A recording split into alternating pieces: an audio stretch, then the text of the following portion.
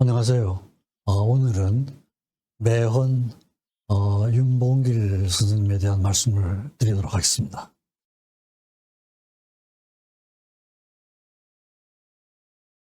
네, 대개 이런 순서로 말씀을 드리겠습니다.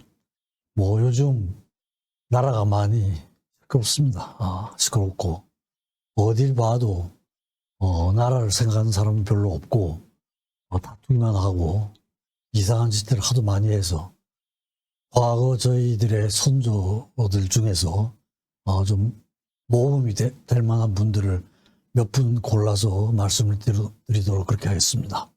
되게 오늘은 윤봉길 선생님에 대해서 말씀드리려고 그러는데요. 되게 이런 순서로 말씀을 드리겠습니다. 가계부터 발달 과정, 크는 과정, 운동의 과정들 이런 내용들입니다. 첫째로는 이제 가계 출생인데요. 1908년생입니다. 6월 21일 날 충남 예산에서 태어났습니다. 근데 이 예산이라는 지역이 여러 가지 이제 유명한 인물들이 많이 태어난 지역입니다. 대표적인 분이 추사 김정희 선생이 계시고 아계 이산해님, 이분은 아마 선조 때 문신으로 영의 정도 지냈던 분입니다. 그리고 망공 스님도 여기서 태어나셨고요. 그 다음에 이가환, 이 사람은 또 꽤 유명한 실학자인데요. 이런 분들이 탄생하신 그런 지역입니다. 이게 이제 그 마을, 태어난 마을이 좌측 그 그림이고요. 우측 사진은 민족 운동을 하던 집이고, 아래쪽은 매헌 선생께서 4세까지 살던 집입니다. 가족은 이제 본관은 파평윤 씨입니다. 꽤 유명한 집안이죠. 태사공의 31대 손으로 되어 있고요. 부모님이 계시고 5남매 장남으로 태어났습니다. 그래서 본명은 우이고 아호가 매헌입니다. 나중에 또 말씀드릴 기회가 있을 것 같습니다. 별명이 봉길인데 지금은 윤봉길로 제일 유명하죠. 부모님은 이제 조부 때부터 농사를 지으셨는데 아버님도 농사를 지으셨고, 아마 아버님은 거의 무학이 있었던 것 같습니다. 공부를 전혀 못하셨던 분이고, 어머니께서 이제 소학을 깨치셨는데 교육열이 굉장히 높고 총명하셨던 분이셨던 걸로 그렇게 알려지고 있습니다. 다음은 어린 시절인데요. 성격은 어려서부터 아주 지기 싫어했다 그러고, 한 6세경부터 어머니께서 교육을 시작하셨습니다.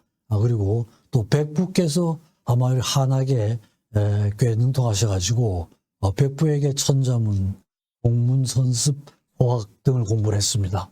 이 동문선습이라고 하는 건 삼강오륜에 대한 해설이 있고요. 유교 원리에 대한 공설이 있고, 그 다음에 역대요이라 그래서 중국과 한국의 역사가 요약이 되어 있는 그런 내용을 담고 있는데, 이런 공부를 했습니다. 그래서 공부를 열심히 했고, 공부를 하는 과정에서, 발달 과정에서 안중근 의사나 최익현, 우리나라 그 독립투사들, 유명한 분들이죠. 김좌진, 한용운, 홍삼문, 이런 분들의 글을 보고는 이제 감동을 많이 받았습니다. 그리고 또 전병훈, 장윤환, 이런 의사분들이 계셨는데, 이분들은 아마 우리나라에서 미국 사람인데 우리나라의 외교 고문으로 와 있었는데 아주 되게 심한 친일파였던 것 같습니다.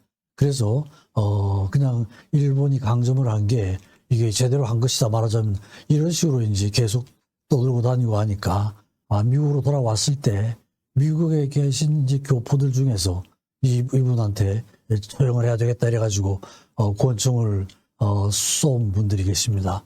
전병훈, 장윤환 두 분인데 오클랜드 역에 나타난다는 소식을 듣고는 둘이 간데 두 사람이 전혀 서로 사전에 상의를 한 게 아니에요. 독자적으로 갔다가 이제 만났던 겁니다. 그래서 전병훈이라는 분은 실수를 하고 장윤환 분이 이제 저분이 성공을 해가지고 저격을 했습니다.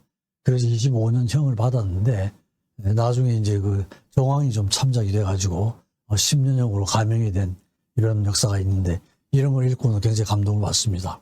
그리고 10세 때 덕산 공립보통학교에 입학을 하는데 이게 이제 일본 사람들이 식민지 교육을 위해서 설립한 학교가 돼가지고 도저히 뭐 이런 교육을 못 받겠다 그래가지고 3.1 운동을 계기로 해서 그 다음에 19년도에 자퇴를 합니다. 3.1 운동이죠. 그래서 그 3.1 운동으로 큰 충격을 받는데 그게 아마 고종 이 승하를 하고 나서 그게 이제 독사를 당했다 이런 소문이 나가지고 그게 계기가 돼가지고 일어난 운동이었죠. 그때 이제 윌슨이 민족 자결주의를 제창하기도 하고요. 그래서는 3월 1일 날 일어나서 5월 말까지 한반도 전체에서 운동이 일어났던 것 같습니다. 그래서 총 횟수로는 1251회 집회를 가져가지고 200만 명, 전체 인구가 1670만 명이었는데 어린아이들 노약자 빼고 나면 뭐 상당히 많은 청소년, 성인 남녀들이 참여를 했던 것 같습니다.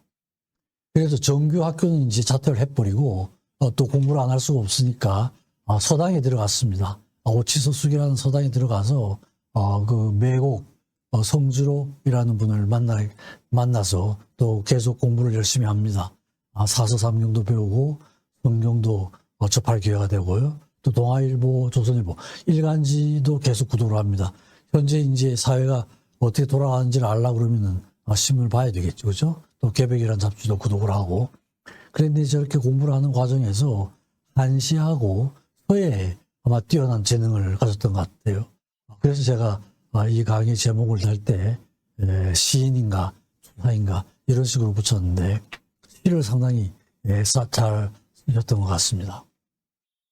그래서 이제 1929년에 스승이 이제 고만 배워도 되겠다.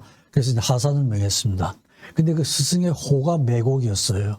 그리고 또 성삼문 그분을 굉장히 존경을 했던 것 같습니다. 그 호가 매주컨이었습니다. 그래서 스승의 매곡에서 매자를 떼고 성삼문의 매주컨에서 헌자를 떼가지고 그 스승께서 매헌이라는 아호를 내리셨습니다. 그래서 매헌이라는 호를 갖게 되신 겁니다.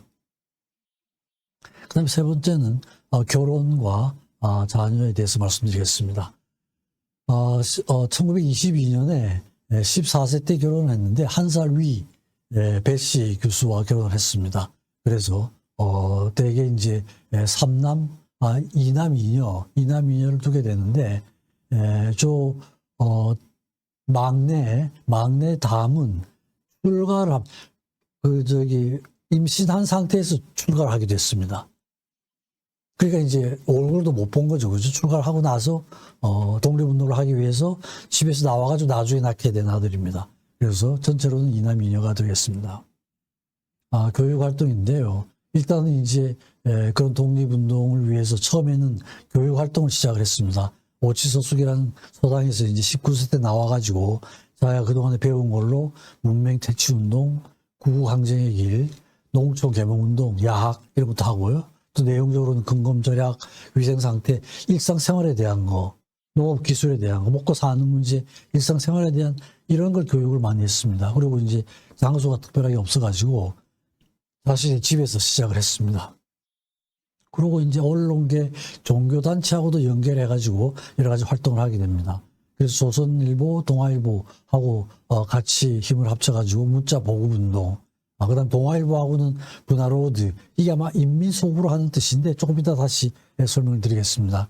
그 다음에 조선일보하고 해가지고 많은 것입니다. 배워야 한다. 이런 걸 주제로 해서 이제 교육도 하고요. 그 다음에 천주교, 기독교는 종교계와 또 힘을 합쳐가지고 계몽운동, 협동조합운동을 같이 벌입니다. 그 당시에 보던 신문입니다. 분화로드라는 게 이제 러시아 말로 인민소구로 이런 뜻입니다. 그냥 분화로드 이렇게 이제 얘기를 하는데요. 뜻은 그렇습니다. 그래서 힘든 인민들을 의식화시켜가지고 아래서부터 인민으로부터 혁명을 일으킨다. 이런 정신입니다. 그리고 문맹자가 엄청나게 많았죠. 1600만 명이 그냥 문맹자였다고 그러는데요. 그래서 이제 학생들을 동원해서 가르치기도 하고 민중계몽운동을 벌이게 됩니다. 그 당시에 이제 그 유명한 이광수의 흙이라는 그 소설이 동아일보 연재 소설이었습니다. 이것도 이제 분화로드, 인민소구로 하는 그 운동을 돕기 위해서 이광수가 쓴 그런 소설이었어요. 그게 이제 발표가 되고 4년 동안 거의 10만 명에게 글을 가르치게 됩니다. 그리고 1935년 동아일보 창간 15주년 기념으로 이것도 굉장히 유명한 소설이죠. 시문의 상록수란 그런 소설이 이제 발표가 되는데 신문 연재 소설로 이제 공모를 하게 됩니다. 이런 것들이 이제 인민들의 교육을 위한 백성들의 교육을 위한 그런 책으로 발표가 됩니다. 그리고 또 실제 이제 책을 쓰기도 합니다. 윤목일 자신이 농민 독본이라는 책을 써서 제 3권을 쓰는데 1, 2, 3권인데 1권은 지금 유출이 됐습니다. 없고 2권, 3권이 남아있는데 2권 계몽편은 내용이 저렇게 되어 있습니다. 인사하는 거, 격언, 편지, 용의 아심, 낙심말라, 백두산, 뭐 역사적인 거, 일상생활에 대한 이런 내용들에 대한 거고요. 농민의 앞길에서는 농사 짓는 거, 농민과 노동자, 양반과 자유 농민, 뭐 어떻게 농사를 짓고 농민으로서의 자세가 어떻게 해야 될지, 공동전선을 어떻게 펼칠 것인가 이런 것과 이제 외국의 예도 들어가지고 특히 이제 링컨의 예를 들어서 교육을 하는 이런 내용으로 독본을 써서 농민 교육을 직접 실시하기도 합니다. 그러면서 이제 민족운동, 농민운동을 하게 되는데요. 부흥원이라는 그런 청년단체, 마을에서 청년단체를 만듭니다. 만들어가지고 여러 가지 청년들을 대상으로 하는 그런 교육입니다. 등산운동, 그 다음에 마을 공동의 구매조합을 설립을 하고, 국산품 애용하는, 보험을 장려를 하고, 먹고 사는 문제, 생활을 개선하는 문제, 이런 내용들을 주로 교육을 해서 자급자족할 수 있는 그런 능력을 길러줍니다. 그러다가 이제 1927년 2월 달에 신관회가 결성이 되는데, 이게 이제 순종의 장례식하고, 고종 장례식하고 관련돼가지고 3.1 운동이 일어나고, 순종의 장례식과 관련해가지고 60만세 운동이 일어나죠. 그래서 이제 우파 민족주의 운동이 일어나는데요. 우파에는 민족주의하고 이제 기독교하고 합쳐서 이런 운동을 하고, 좌파는 사회주의, 그다음 조선공산당 뭐 이런 거하고 이제 운동을 하게 됩니다. 그렇지만 이제 이 양쪽이 별도로 할 게 아니라 양쪽을 다 합쳐야 된다. 합쳐야 되겠다는 생각을 하는데 실제로 이제 실천은 좀 어려운 그런 상태가 되고, 협조의 필요성을 느끼지만 그런 이제 민족운동은 좀 파급 효과는 좀 미미했던 것 같습니다. 그래서 이제 그 신관회가 결성이 되는데 일제가 이제 이걸 허락을 해줍니다.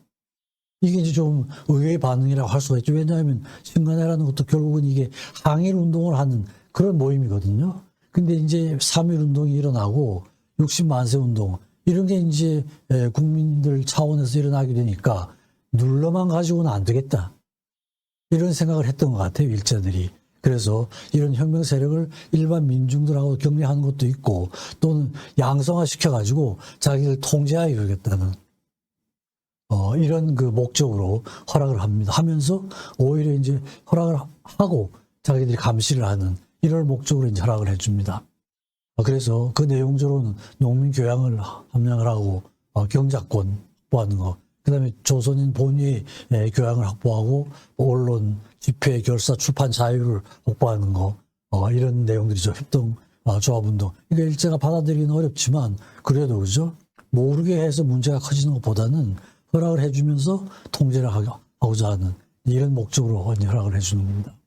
그러면서 농민운동에 몰입을 하게 됐는데 독서회, 공부를 해야 되겠다 그래가지고 독서회도 조직을 하고 체육회도 조직을 하고요.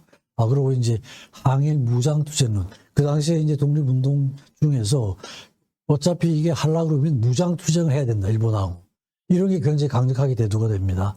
이래가지고 이제 조금 이따 말씀드릴 텐데 이흥룡이라는 사람하고 접촉이 되고요. 그 다음에 홍범도, 김좌진, 강우규, 김사옥, 나숙주 이런 사람들이 다 무장투쟁을 하는 사람들이잖아요. 그래서 이제 이런 사람들의 그런 소식을 들으면서 자기 마음을 방향을 정하게 되는 그런 계기가 됩니다.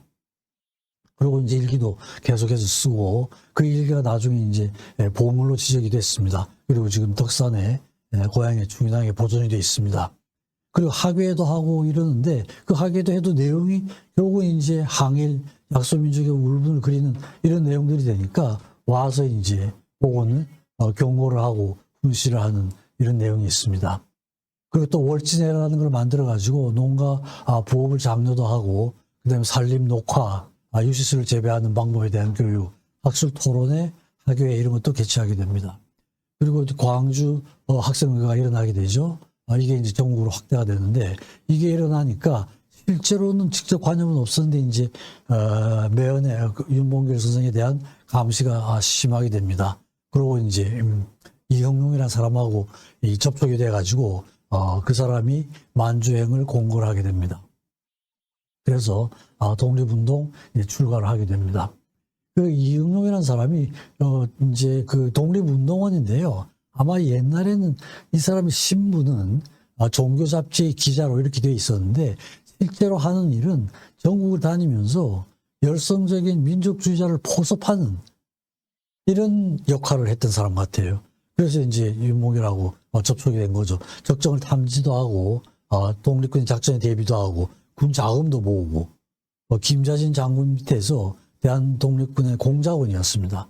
그래서 이제 윤봉길 의사를 만나가지고 이제 이런 방법이 있다고 하는 걸 가르쳐주고 자기가 윤봉길 의사가 생각하던 거하고 같은 방향이었죠. 그죠? 그래서 수동적으로 농촌에 남아가지고 계몽운동만 할 게 아니라 실제로 무대에 나가야 되겠다. 이런 마음을 갖게 됩니다. 그래가지고 1930년 3월 6일에 새벽에 가수들한테 얘기도 안 하고 몰래 출가를 합니다. 편지 한 장 남겨놓고 거기에 이제 장부 출가 생불안.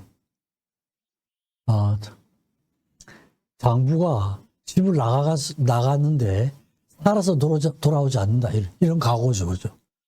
자기가 목표한 걸 달성하고 살아서는 내가 나가서 죽겠다 이런 얘기죠. 그죠? 기가 막힌 그런 편지를 남기고 나갑니다. 오전 10시에 삽교역에 도착을 해가지고 기차를 타고 서울로 와서 사촌 동생 집을 방문을 했는데 이제 없어가지고 북경열차를 타고 신의주에서 아까 얘기했던 그 이형룡이라는 사람 공작원이죠. 그 사람을 신의주에서 만나가지고 이제 만주로 가려는 이런 계획을 했는데 기차 속에서 이제 자기 의형제 월진에 자기가 속해 있던 그 회의 의형제 서한을 씁니다. 쓰는데 이제 불신 검문에 걸리게 됐어요. 불신 검문에 거동이 뭔가 이상하다 이래가지고 불신 검문에 걸려가지고 선천역에서 강제 하차를 당하게 됩니다. 뭐 요즘 같아서는 있을 수 없는 일이지만 옛날에야 뭐 그런 거 뭐 그런 인권 이런 건 전혀 존중이 안 되던 때였죠, 그죠? 그래서 이제 수색을 당하고 그 가운데 만주 벌판에서 자유롭게 뛰어논다 이런 아마 편지 내용이 있었던가 봐요. 이게 이제 내용이 수상찮죠, 그죠? 이게 뭔 뜻이냐 이렇게 이제 다그쳐 묻고 이래가지고 이제 불심 선문에 걸리게 됩니다. 그래서 중간에서 강제 하차를 당하게 되죠. 집에 이제 편지는 나중에 이제 그 부인께서 말 한마디 없이 그냥 편지를 막 하고 나갔습니다. 아까 말씀드린 장부 출가 생불안 이걸 남겨갔지만 믿기가 어려웠다 이런 거죠. 그죠? 아이들 셋이 있었는데 그죠? 그걸 주고 떠난 거 이런 거에 대한 한탄 이런 거죠. 그리고 나중에 이제 출가하고 나서 아이가 태어났습니다. 그랬더니 출가한 그 윤봉길 의사가 이름은 암이라고 지어라 해가지고 이름은 지어서 보내는 이제 이런 일이 있습니다. 이겁니다. 그죠? 오른쪽부터 장부 출가 생불안 이렇게 있습니다. 윤봉길 선생이 직접 쓴 글씨입니다. 뭐 공부를 많이 했죠. 쓰기도 서예도 많이 하고 그냥 사서 오경 공부를 다 했으니까 학문적으로도 상당히 깊이가 있었던 분입니다. 그래서 만주로 갔는데 이제 가서 15일 동안 감금 조사를 당하고 그래서 선천 거기서 정주여관에 투숙을 했습니다. 투숙을 해가지고 서울에 있는 자기 사촌한테 편지를 보내서 이형룡하고 연락이 끊어져 버려. 약속한 시간에 가지를 못했으니까요. 연락을 좀 부탁을 하고 이랬는데 이제 여관 옆방에서 말하는 소리가 누가 묻고 있었는데 그 말하는 소리가 다 들렸던가 봐요. 그러니까 이제 독립 운동을 하는 얘기 이런 얘기가 그냥 다 들릴 수 있었던 것 같습니다. 그래서 이제 김태식하고 손유옥이라는 사람인데 같이 이제 통성명을 하고 같이 이제 협조를 하기로 이렇게 했습니다. 그래서 일단 하게 되면 취직이 필요하니까 호적, 초본 뭐 이런 것들이 이제 재산 증명서 이런 게 이제 필요하다고 그래가지고 어머니한테 편지를 보내달라고 그러고 그 윤덕신 자기 사촌한테 연락이 돼가지고 이형룡이란 그 공작원하고 연락이 됩니다.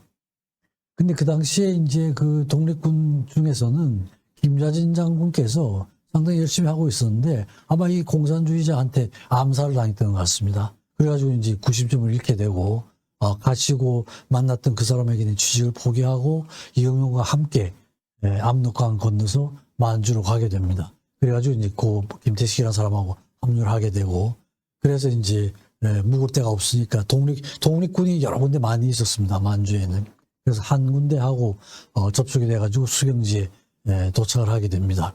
그래서 자기 설명을 하고 기거하게 되는 이런 과정을 밟습니다. 그때 이제 만주 전체는 약 40여 개의 독립단체가 따로따로 떨어져 가지고 독자적으로 활동을 하고 있었던 것 같아요. 그죠? 다 이렇게 합쳐가지고 하면 훨씬 더 효과적이었을 것 같은데 따로따로 합치지 못하고 그런데 이제 그런 상황에서 김좌진 장군께서 암살당하게 되니까 이제 거의 와해 상태가 됐습니다. 그래서 매헌과 그 이홍룡은 거의 유랑의 시간을 하게 되고 조선혁명군 사령부를 방문을 합니다. 그때 이제 그 최고 사령관이 양세봉이라는 사람이었는데요. 이제 거기서 머물 것인지 청도로 갈 것인지 이런 고민을 하게 됩니다. 그러다가 이제 칭따오 청도로 가기로 결정을 합니다. 가서 세탁소 뭐 이런 데서 취직을 하고 하면서 일단은 이제 먹고 살아야 되니까 돈을 좀 벌었습니다. 그래가지고 자기가 떠날 때 자기가 속해 있던 월진에서 빚을 좀 졌는데 그 빚을 이제 갚고 또 이제 둘째 아들 다음이 태어나죠. 다음 이름을 이제 다음 조은과 담인데요. 담이라는 이름을 지어보내. 그러니까 이 담은 살아가지고 한 번도 둘째 아들은 본 적은 없습니다. 그렇죠. 나와가지고 의거하고 죽게 되니까요. 그렇죠. 이런 아주 비극적인 상황이었습니다. 그래서 직접 쓴 그런 그 서예하고 시를 많이 지었습니다. 시가 지금 남아 있습니다.